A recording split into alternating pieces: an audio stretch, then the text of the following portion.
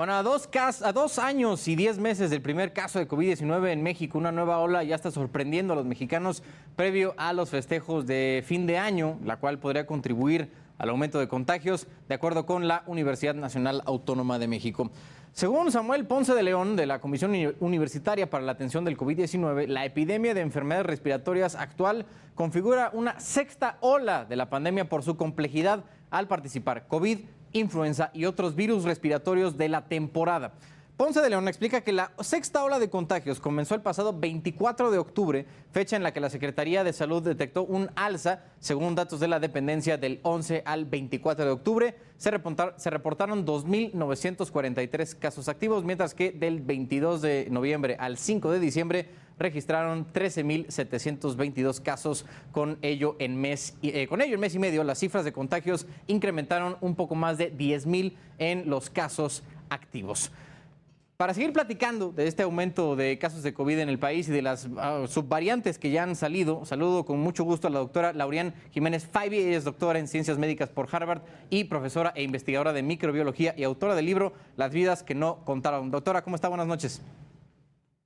¿Qué tal, Carlos? Muy buenas noches. Un gusto estar en el programa. Oye, ¿qué nos puedes contar sobre esta sexta ola que ya están declarando contra las 5 anteriores que ya vimos en nuestro país? ¿Cuál es la diferencia entre este diciembre, este invierno del 2022 contra el que vivimos en 2021 y 2020?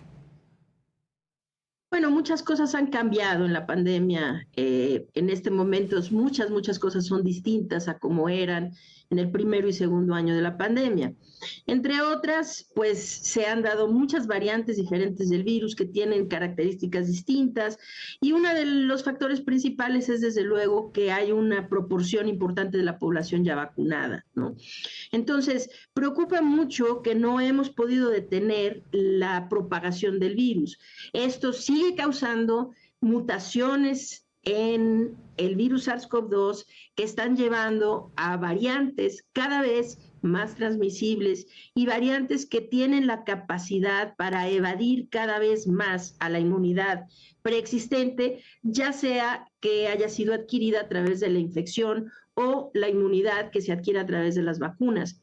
Esto es muy preocupante. Ahora, lo que sí ha ocurrido es que han disminuido sustancialmente la cantidad de muertes en proporción a los contagios, aunque los contagios han seguido muy altos. Vamos a poner, ahorita en este momento sí ya podemos decir que hay un repunte, no solamente en México, es decir, hay una nueva ola, no solo en México, sino a nivel mundial. Actualmente hay repuntes importantes en los continentes, en Oceanía, en América del Sur, en Asia, y repuntes que apenas inician, pero que ya son visibles en África, en América del Norte y en Europa. En la actualidad se están registrando alrededor de 500,000 de contagios por COVID-19 cada día alrededor del mundo. Así que estamos lejos de que la pandemia se pueda dar por terminada o podamos decir que está controlada, pero se están muriendo hoy, mientras que casi 500,000 de personas se contagian, que es lo mismo, la misma cantidad de personas que se contagiaban en todas las olas previas que han habido en la pandemia, exceptuando las olas a partir de que llegó la variante Omicron, que han sido las olas más altas. O sea que hay una gran cantidad de contagios que se están dando todavía. Mientras que las muertes, vamos a decir, hay 250,000 o 500,000 contagios, pero se están dando alrededor de 1,500 muertes actualmente alrededor del mundo por COVID-19.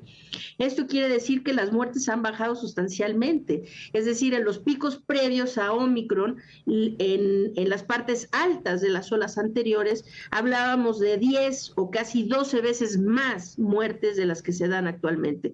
Entonces, la situación todavía es muy delicada, pero sí hay muchas cosas que han cambiado, sin duda. Claro.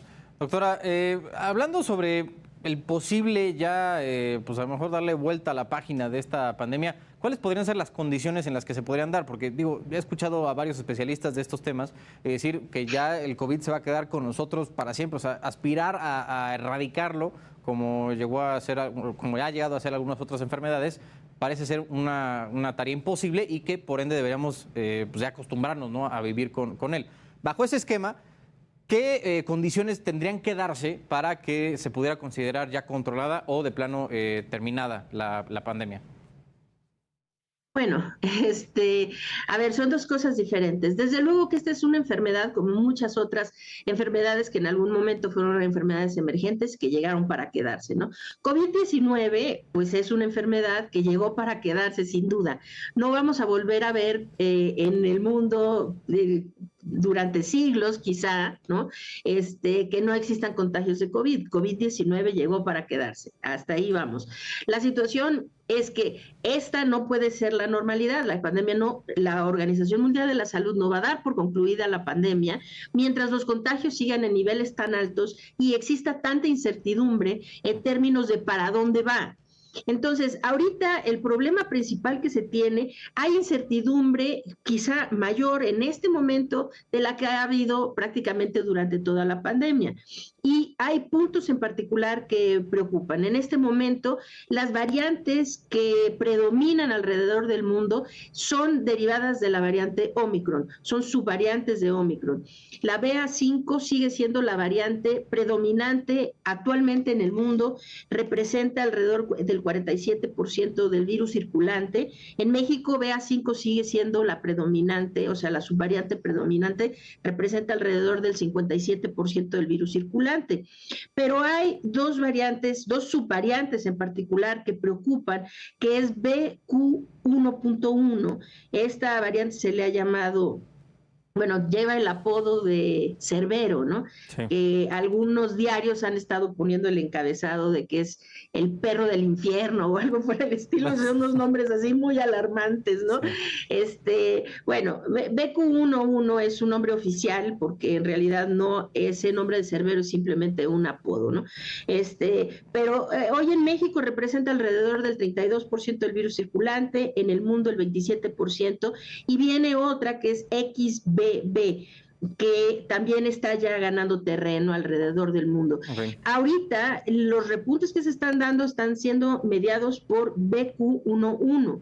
La situación es que hay mucha incertidumbre en términos de cuál va a ser el comportamiento futuro de estas variantes. Es decir, vamos a seguir teniendo una evolución derivada de Omicron o se van a volver a dar variantes nuevas como ocurrió en su momento con Alfa, con Delta e incluso con la propia Omicron, ¿no?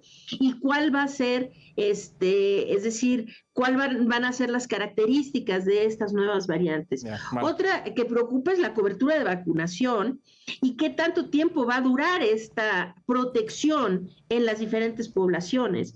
Entonces, mientras no tengamos respuestas más robustas de para dónde podemos predecir que van a ir los siguientes pasos, no creo que se vaya a dar por concluida, que la Organización Mundial de la Salud vaya a dar por concluida la pandemia. Bueno. Lo que sí es que es una enfermedad que llegó para quedarse, eso sí, sin duda.